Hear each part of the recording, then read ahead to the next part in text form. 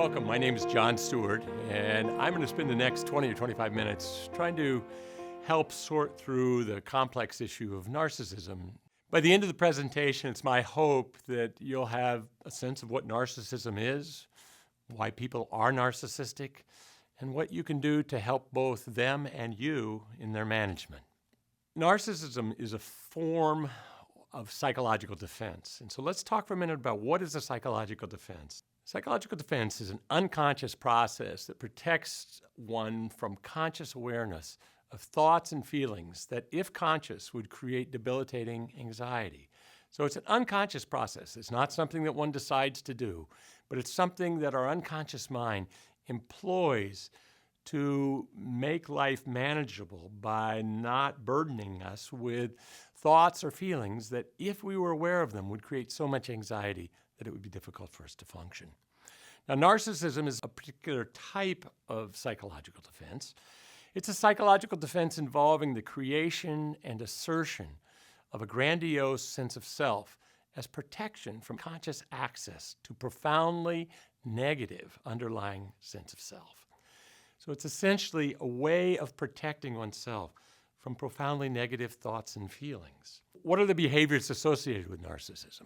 There are many, but just to list a few. Things such as emotional volatility, insensitivity to others, avoidance of challenge, and less assured of success, need to win or to be first, very limited ability to accept responsibility for failures or problems, chronically blaming of others, prone to power struggles, grandiosity, rageful in response to feelings of humiliation or embarrassment, and demands for being the center of attention or moving into a more socially aloof kind of way of relating. These are just a few, and certainly we all have moments where we might have some of these. That does not qualify us as having a narcissistic personality, or narcissistic personality disorder, or narcissistic defense as a principal part of who we are. But if there are a number of these variables in one's behavior profile, well, then it may well be that narcissism is playing a part. And by the end of this presentation, it's my hope that we won't think about the term narcissism or narcissistic in such a pejorative way, but that we'll understand it with a kind of compassion that suggests it is something that has come about really out of need to adapt to some very painful and difficult realities. So if we think about narcissism, we really need to kind of step back for a minute and think about our core sense of self. Kind of, what is it? Where does it come from? Because we're saying the narcissistic defense is to protect ourselves from a core sense of self that's negative or problematic. I think probably the easiest way to think about core self is to think about it with respect to really two variables. The first is, am I lovable? The second is, am I competent? Am I lovable and am I competent? And if we're fortunate enough to have experiences in life that teach us that we have both of these attributes, or at least adequate amount of one, and maybe a strong compensating amount of the other, we're going to be okay. We're going to be able to manage life without too much anxiety, provided life doesn't provide, experiences that are overwhelming. So the question of, what are the variables that determine whether or not I fundamentally believe I'm lovable? Well, things like, do people take good care of me? And do they act as if they enjoy doing it? When you think about the kids that you work with, particularly with families that are overwhelmed, families that are dealing with poverty, with violence, many of our kids don't have that experience. Do people seem happy or joyful when with me? Do people stay in my life? We know that a lot of the kids that we work with have folks who are very transient. We have caretakers who come and go through divorce, abandonment. Do people seem aware of and interested in my thoughts and feelings? Do people seek me out and have fun when with me? And lastly, a concept that comes out of attachment theory, do I feel felt? Are there people in my life, when I'm with them, I just have this profound sense that they get me? It's a difficult to define, but very salient and important aspect of a child feeling as lovable as they need and as we would hope for them to feel. The second variable is, am I competent? Well, that's controlled by just many, many variables. But things such as, am I able to do what my peers can do? When we think about kids with learning disabilities or ADHD, we certainly think that those kids have a lot of experiences and messages that they're not as competent as others. Issues such as, do I seem to get hurt or sick more than others? That actually translates into a fundamental sense of whether or not I'm competent. Am I learning new things and skills, or does it feel like I'm just kind of on a flat plateau, not really gaining in my sense of what I can do? Do people act like I have good ideas? People like to watch me and do things and act as if I do them well. If you've had the opportunity to be at the local swimming pool where there are toddlers and youngsters up through age 8, you'll hear so often, "Mom, watch me do this, watch me do that." Where they're wanting to have the caretaker watch them and exhibit a sense of awe and expression of their appreciation for the child's evolving competencies. So these two very core aspects of our experience are critical to how we think about ourselves. If I am fundamentally positive in my self-assessment, I'm going to be less anxious. I'm going to be better able to think and learn and adapt. In the slide, you'll see the icon for the person. We'll say that's a child or an adult, but we're here primarily to talk about kids, but the dynamics are essentially the same in adults. If this individual has positive self-esteem, they fundamentally feel like they're lovable and they're fundamentally competent enough, then the arc that's represented in the drawing would suggest positive or normal self-esteem. In a few minutes, we're going to talk about narcissistic self-esteem, and we're also going to talk about much lower self-esteem that the narcissism is there to protect the child from. If we think about the benefits of normal self-esteem, there are many, but one of them is that normal self-esteem is fundamentally flexible, meaning that should I have an experience of criticism or failure or rejection, one of the hard experiences of being human, that it can impact our sense of self, but in a circumscribed way, that I can perhaps fail my math tests and I come away feeling bad that I didn't study enough, bad that I'm not as good at math as I thought I was. But I am able to say, geez, I should have studied more. I'm also able to say, my mom still loves me, the dog likes me. It isn't a crushing experience, because my self-esteem is fundamentally flexible. I can have a loss or a failure and still be okay. As a matter of fact, I can even learn from that experience and take it with me as I go forward. But if my underlying sense of self is negative in one or both of those domains in some significant way, then I'm going to have some other kinds of difficulties. In the slide, we represent the injured or true self of this youngster who feels themselves to be in some way unlovable or incompetent. We see that represented in red. And we know that the anxiety associated with that kind of conscious belief would be overwhelming. The youngster who's so dependent on being lovable because they can't take care of themselves. The youngster who needs to see themselves as moving towards competency as a way of feeling safe and secure is going to be so burdened with anxiety that they would probably stay in a fetal position under the desk in the classroom if they were consciously always aware of those profound areas of self-doubt. So what our unconscious mind does, it creates a way of managing that protects us from consciously thinking of ourselves in that regard. The narcissistic defense, as represented in this next slide, is the large arc on the outside, is there to protect the youngster from the experience of the injured or true self. Unfortunately, the narcissistic defense significantly overshoots I'm as good as everyone else and moves pretty far into the direction of I'm better, I'm faster, I'm stronger, I'm smarter. This does protect the individual from conscious awareness of the underlying insecurity, but it creates three very significant problems. Now, on some level, we'll have to assume that the problems it creates are not as problematic as it would be to actually be consciously aware of these things, or the defense wouldn't stay in place. When we're talking about what to do to help folks who have this defense as a significant part of their personality profile, we'll talk about how it is we help them release or be released from the need for this. But it is a need. It does serve an important purpose. In the absence of the narcissism, the youngster would be more adaptively compromised. So let's think about the problems associated with this defense. Recognizing it does do some important things. It does protect the child from that underlying vulnerability. But the problems are essentially threefold. One is, unlike the normal self-esteem that's characterized by flexibility, the narcissistic self-esteem, similar to glass, is very brittle.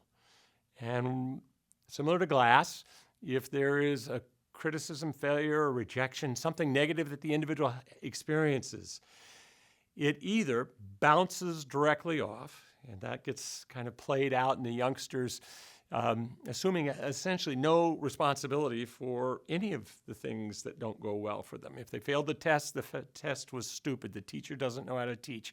If the friend rejects them, the friend was an idiot. It's that ability to kind of accept what happened, look at why it is that it happened, and not feel horrible about oneself that these folks lack. So what they end up doing is just rejecting it and finding a way to essentially preserve the grandiosity.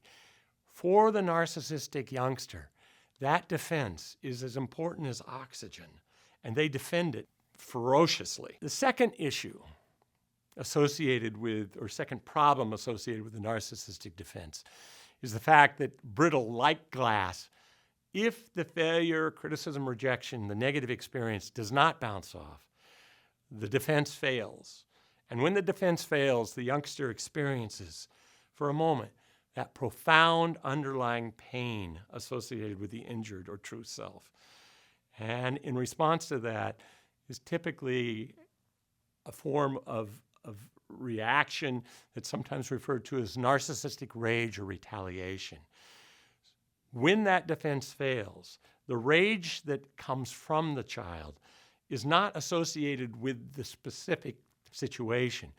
I had a youngster that I worked with some years ago who was very narcissistically defended, sad kid, very difficult history, who I walked into a classroom and I asked him to take his hat off because that was the school rule.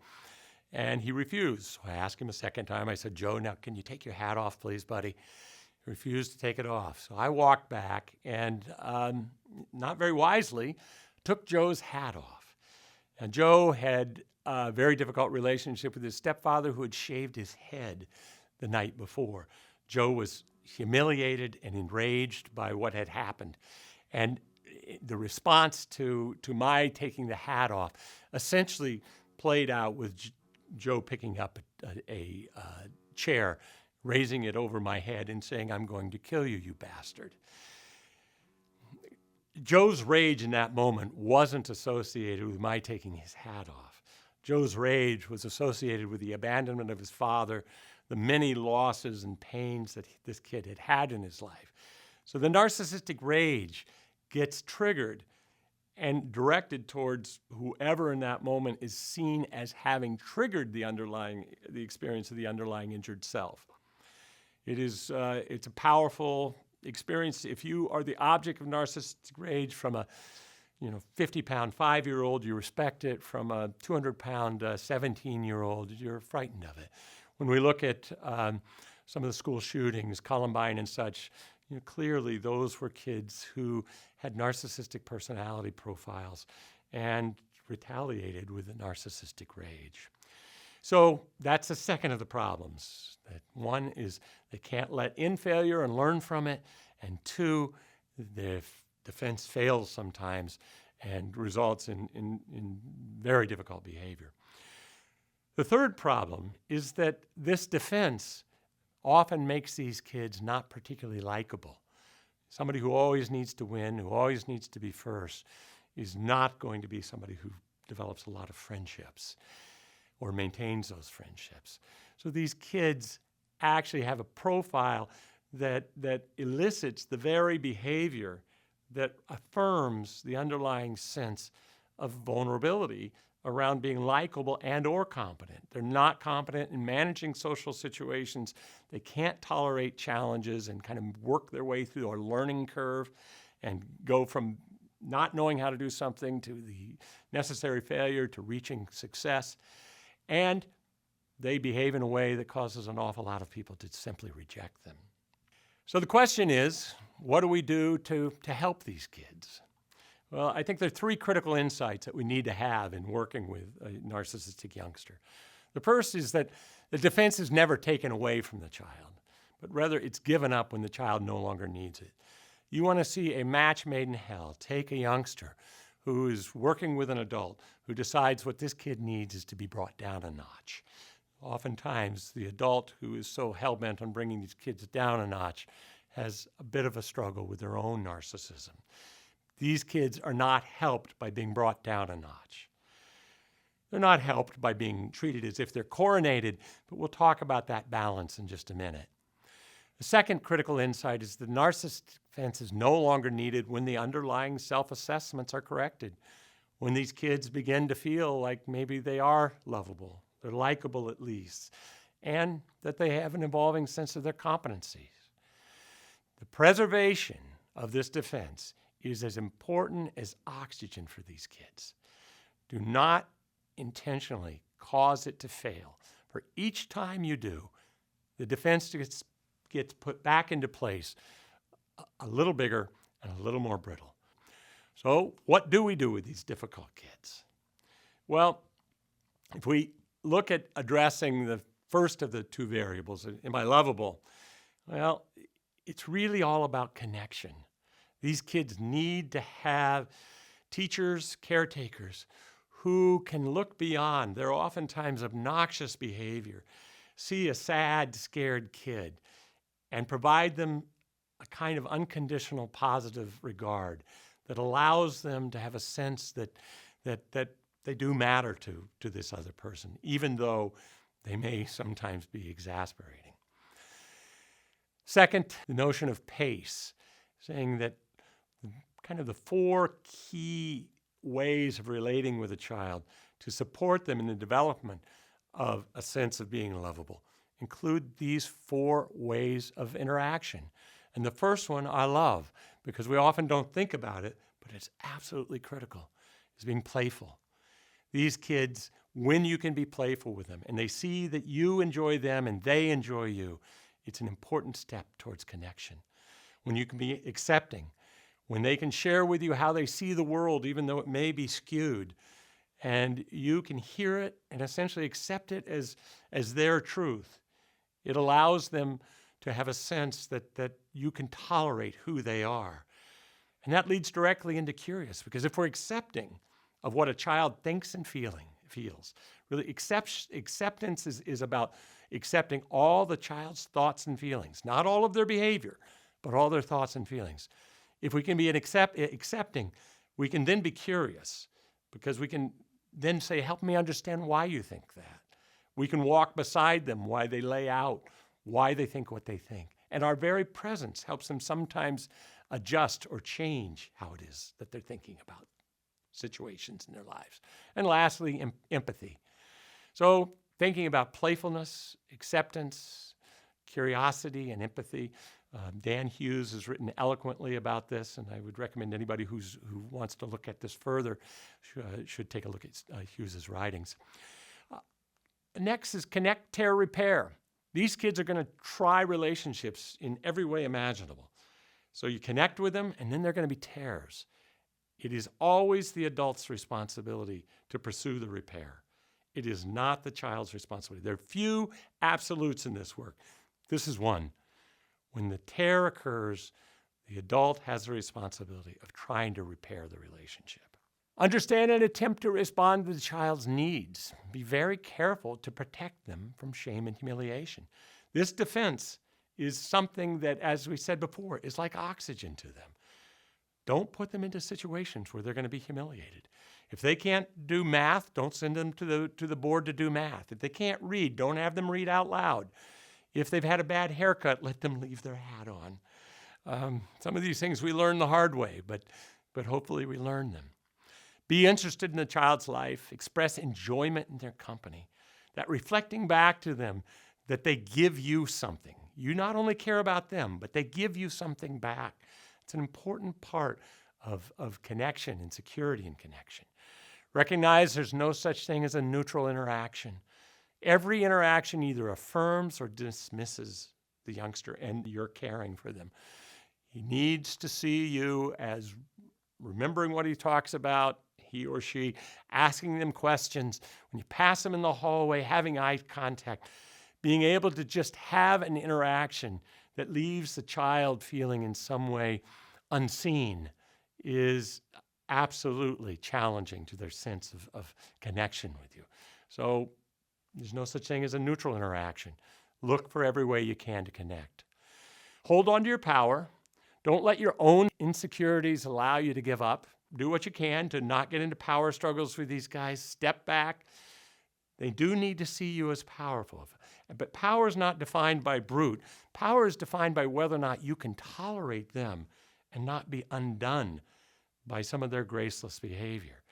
Your ability to use humor, your ability to breathe and calm yourself before you go into connections with these kids is a big part of your holding on to your power and the kids seeing you as powerful.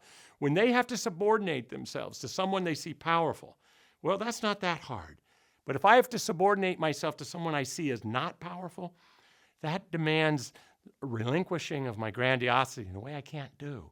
So in a funny way, we do have to hold on to our power with these kids, or we don't have the ability to really help them heal in this regard. So connect, connect, connect. Once again, I think the literature on attachment has just such rich content. Bruce Perry's work, Alan Shore, Dan Hughes are all folks who I highly recommend if you're working with this type of youngster. Competent. How do I deal with this? How do I deal with a youngster who fundamentally doesn't feel very competent? There's a concept that comes out of Heinz Kohut's work called optimal frustration. And it means that we have the job of knowing what a child can manage and what they can't manage, and knowing how to challenge the child just beyond where they can manage the challenge easily, but not to the point where they're overwhelmed and they fail. Hitting that range of optimal frustration is what allows a child to have an evolving sense of competency. If we consistently under-challenge them or consistently over-challenge them, it has the same net effect of enfeebling them. So our task is to figure out on a given day, how much challenge can this youngster tolerate and manage? And it changes from day to day. Depends on what he had for breakfast, whether his dog ran away last night. There's so many variables. But our job is to get a read on the youngster and try to figure out what it is that he can tolerate today. Because if he can feel challenged and succeed in it, it has this profoundly kind of affirming sense of his competency. Express belief in the child's competencies. This is another important thing. The teachers who do best with these kids expect something of them. They do not set low expectations. They help the kids see through the reflection in the teacher's eyes that they believe in them, that they think they have competency that they have yet to discover. Observe and celebrate the child's evolving abilities. Be sure to really take the time to not in a gushing way, but to acknowledge a child's competencies, their efforts, and their productions. Recognize and respond to the child's hyperreactivity to failure and humiliation. Be careful with the learning curve. The learning curve always entails a certain amount of failure before you gain mastery. One of the dilemmas with these kids is they can't tolerate the failure. Therefore, they oftentimes miss the opportunity to sense mastery. And that leaves them in a pattern of feeling incompetent. So just be very, very attuned to that. Incremental challenges. When you see a youngster getting frustrated, pulling back, having ways for them to be able to step in a different direction. Another thing is to let the child teach you. If they know about video games, if they know about Pokemon, if they know about things that you don't, find ways to seem interested and let them demonstrate their competency by teaching you. In short, it's really, above all things, it's connection. It's connection informed by wisdom and compassion, kindness, strength, and positive expectation that allows these sad and vulnerable kids to heal. These are not easy kids to work with. They don't change overnight. They change over months and years, and they require exquisite attunement on the part of those working with them to allow them to begin to believe that they are what they had not initially thought they were, that they are lovable and that they are competent. And if we work with them in a manner that provides an evolving sense of both of those variables, we're going to see kids heal. If we don't attend to that, we're going to see kids harden, and we're going to see kids fail, and we're going to fail. So I thank you for this time. I hope that this brief overview is helpful for you. If you have any questions or concerns about the presentation, please feel free to be in contact with me. And thank you for your time.